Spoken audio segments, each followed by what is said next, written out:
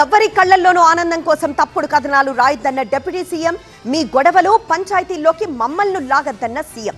ఇది ఇప్పుడు తెలంగాణలో హాట్ టాపిక్. వివాదాస్పద మైన్స్ అంటూ కథనాలు రావడంపై deputy CM Bhatti Vikramarka serious అయ్యారు. ఇక మంత్రులను టార్గెట్ చేయడంపై సీఎం రేవంత్ ఆగ్రహం వ్యక్తం చేశారు. ఇంతకీ ఆ వార్తలు ఎవరి కళ్ళల్లో ఆనందం కోసం, ఎవరో గొడవల్లోకి ఇంకెవరిని లాగుతున్నట్లు?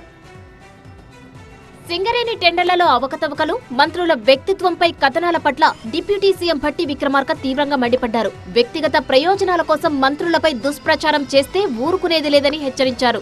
మీ ఇంట్రెస్ట్ కోసం రాష్ట్రాన్ని, పాలనని, ప్రభుత్వాన్ని, అందులో అధికారుల్ని, మంత్రుల్ని లాగుతామంటే చూస్తూ ఊరుకోవడానికి ఎవరు సిద్ధంగా లేదు.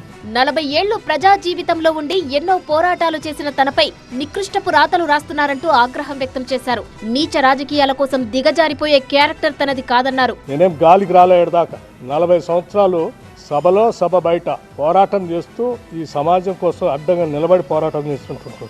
నీచ నికృష్టపు దిగజారిపోయి రాజకీయాల కోసం ఇటువంటి కట్టు కథనాలను సృష్టించడం, లేకపోతే వాటిని స్ప్రెడ్ చేయటం చేసే అంత వీక్ క్యారెక్టర్ కాదు భట్టి విక్రమార్క. మొదటి నుంచి వైఎస్ఆర్ వెంట ఉన్నానని కోపంతో తనపై తప్పుడు కథనాలు రాసి ఉంటారని అన్నారు భట్టి విక్రమార్క. అటు సీఎం రేవంత్ కూడా ఘాటుగానే రియాక్ట్ అయ్యారు.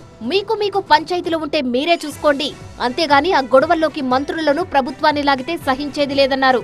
మీకు మీడియా పంచాయతీలుంటే తలుపు మూసుకొని కొట్టుకోండి, లేకపోతే ఒకరి మీద ఒకరు బురద జల్లుకోండి. అందులో మమ్మల్ని లాగి ఆంబోతులు కొట్లాడితేనంట లేగదూడల కాళ్ళు ఇరిగినాయంట.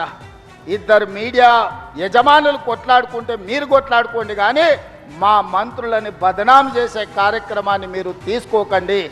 ఎవరి కళ్ళల్లోనూ ఆనందం కోసమో, ఎవరికో లబ్ధి చేకూర్చడం కోసమో కథనాలు రాయొద్దన్నారు. మీరు రాస్తున్న రాతలు, చూపిస్తున్న చూపులు మారీచుడి సుబావులకు, శుక్రాచార్యునికి సహకారం అందించినట్టుగా ఉంటుంది. ఒక్కసారి ఆలోచన చేసి వాస్తవాలను తెలుసుకొని రాసే ముందు మమ్మల్ని వివరణ అడగండి. మంత్రులపై ఆరోపణలు వస్తే మీడియాకు వివరణ ఇచ్చేందుకు సీఎంగా తాను సిద్ధంగా ఉన్నానన్నారు. ఇష్టమొచ్చినట్టు కథనాలు రాస్తే ఊరుకునేదే లేదన్నారు. అవినీతికి, అవకతవకలకు తావు లేదంటోంది రేవంత్ సర్కార్.